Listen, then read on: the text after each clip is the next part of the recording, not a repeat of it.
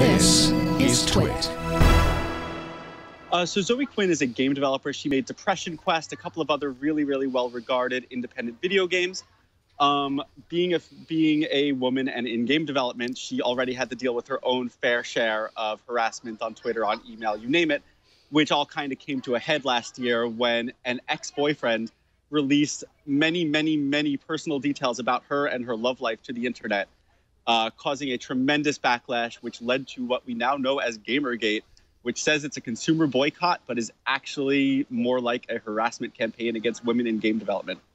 Right. So now Quinn gave a presentation at the conference about online harassment, how to move past it. Tell us a little bit about what she talked about.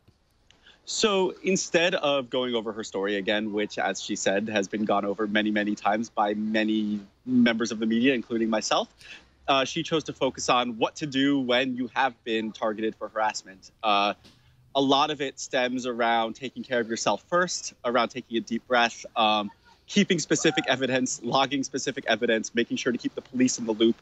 It's stuff that seems common sense, but when you're actually getting phone calls at 5 in the morning, or your parents are, as in Zoe Quinn's case, that's a hard thing to think rationally all the way through.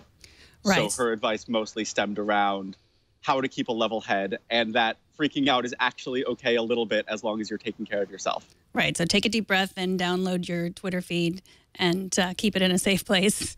So that's exactly right. So, I mean, there's a real difference between, I mean, just someone being criticized and then just, you have to cross a line. I mean, when people cross a line, being violent or threatening, that's the information that you should save, right? Yeah, oh, absolutely.